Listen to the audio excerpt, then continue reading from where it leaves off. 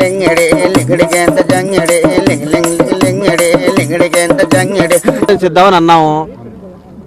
ఆ confidence over confidence అయింది. దానికి ఏం చెప్తాం? యాక్చువల్గా ఎవరైతే ఇష్యూ ఉందో అక్యూజ్డ్ పర్సన్ ఎప్పుడో బెయిల్ వచ్చేసింది. ఆహాహా, పులిహోర పుట్ల కోసం వెయిట్ చేసే వరదబట్లో ఉన్నారు.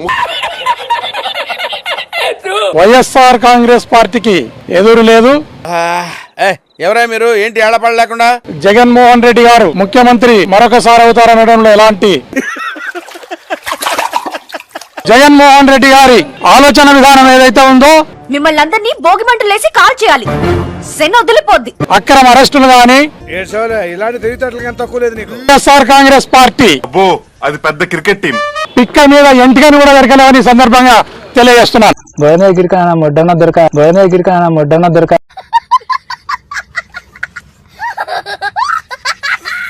ఇలాంటి అక్రమ కేసులు ఎన్ని పెట్టినా చెప్పు, ఏదో ఒక్కటి చెప్పు. ఒక్కటైనా రాజమండ్రి సెంట్రల్ జైలు సాక్షిగా చెప్తున్నా, నాకేం పర్లేదు రోయ్. గొట్టలు సింపుకుని అందరినీ బెచ్చమడిగి డైరెక్ట్ గా రాజమండ్రి వెళ్ళిపోతాను. వైఎస్ఆర్ కాంగ్రెస్ పార్టీ వీడోడో కామెడీగా ఉన్నాడు. పదండి వెళ్దాం. పిక్క మీద ఎంటికని కూడా దొరకలేదని ఈ సందర్భంగా తెలియజేస్తున్నాను. వైఎస్ఆర్ కాంగ్రెస్ పార్టీ ఓడేది లేదు. నువ్వు చెప్తుంటే నాకు పిచ్చి తగ్గుతుంది. మరొకసారి కూటమి గెలిచేది సందర్భంగా తెలియజేస్తున్నాను. మా కాతితూడ కూడా అచ్చు నీలాగే ఉంటది. చేష్టలకు ఆయన ఆలోచన విధానానికి నూకలు చెల్లినాయి. ఏం భయపడగలడు అంటే పొబ్బిలి వంచం. ఎక్కడికైనా సరే ధైర్యంగా ఫుల్లాగా వెళ్తాం, ఫుల్లాగా వచ్చేస్తాం. ఆయనను ఈ రాష్ట్ర ప్రజలు అసహించుకుంటున్నారు. ఏంట్రా టెంకిరాయాలా?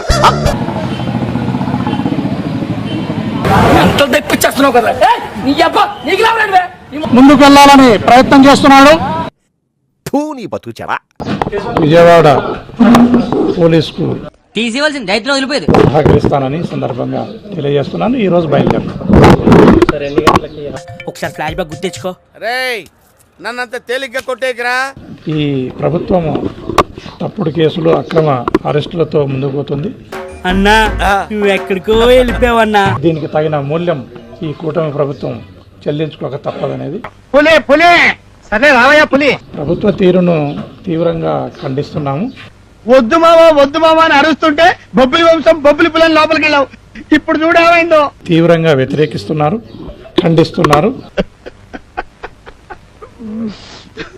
మీ ఇంటికి వచ్చి వర్జన చూపిస్తాను కొడక. చూడక దండే సన్మానించుకోవాలా నువ్వు చేసిన ఏదో పనికి. ఇంకా కమ్మళ్ళు ఊరుకో నలుగురు కూడా ఉంటారు. పూల పూల మల్లె పూల కనకాంబరాల పూల పూల చెప్తారు కదా, ఇప్పుడు జనమే చెప్తారు. చెప్పులు తీసుకుని చెప్తారు. నా కొడుకులకు చెప్పులతో సమాధానం చెప్తారు. ఎందుకుండదు, నోటీసులు ఇస్తారు. టైం పడుతుంది. అయితే ఇంకా హైదరాబాద్ లో బతకడం కష్టమే. నీ చెప్పు నా కొడుకులు ఇతరాన ఇబ్బంది పెట్టినప్పుడు నా కొడుకులను ఏం మాట్లాడతావు? కూడదాని కాదురా, మన అవసరానికి ఉందా లేదా అది చూడాలి. మాట్లాడనా ఎబ్బెట్టుగా దొంగ నా కొడుకులు ఇతరాన నీచంగా నన్ను తిను, దరిద్రం వదిలిపోతే. ఈ నా కొడుకులకు ఒరిజినల్ చూపిస్తా. నా కొడుకులారా చంప పగల కొడతా. నమస్తే సార్. నేను ఇప్పుడు ఆడపిల్లను అదేంటో నిన్ను చూడగానే ఒళ్ళంతా దురదలు పుట్టే. అది ఒరిజినల్ కాదో రామచంద్ర అన్నాను. నా కొడుకులు ఏం చేయాల్సిరి? కరెంట్ తీగల మీద కాకర పువ్వులు కాల్చుకునే ఎంతబ్బా. నేను మానసికంగా దృఢమైన మనిషిని. నీ కెపాసిటీ కప్పెట్ట. శారీరకంగా మానసికంగా అత్యంత దృఢమైన మనిషిని. అరే రాధాకృష్ణగా చంద్రబాబు నాయుడు నిన్ను చూస్తుంటే నాకు BP, sugar, heart attack, loose motions అన్ని ఒకేసారి వచ్చేలా ఉన్నాయి. లోకేష్ నా కొడుకులారా లేపేద్దాం. సహకరించకుండా ఎక్కడన్నా పారిపోతేనే సహకరించకుండా ఏం చేయక్కర్లేదు. వచ్చి 2 చేతులు కట్టుకొని నించో, మిగతాదంతా నేను చూసుకుంటా. ఏం చేసావని ముసలోని అడగండి. దీని అమ్మ ఇది కాదు. వాళ్ళు ఏం చెప్తారో నాకైతే అర్థం కావడం లేదు. ఎందుకు పర్సనల్ గా నాకు వాళ్ళకి పర్సనల్ గా ఓం నమః శీలాకి జవాని. ఇప్పుడు వాంది ఇప్పుడు చూపిస్తున్నా. మీకు పెద్దగా తెలివితేటలేవు సార్ కదా. నన్ను ఇట్లా చెత్త నా కొడుకులు ఏమీ చేసుకోలేరు. ఇట్లా టైంలో ఎంతమంది ఏకమైనా నా పిక్కమైన ఎంటిక కూడా దిగదా.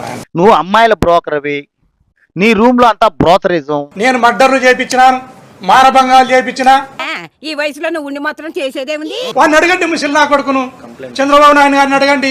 దండం పెట్టుకో, బ్యాట్ గుద్దది దెంగతా మెడలు ఎరుగుతాయి. ఏం చేస్తారా ముసలి నా కొడక? ఉన్న ప్రాబ్లమ్స్ చాలవా?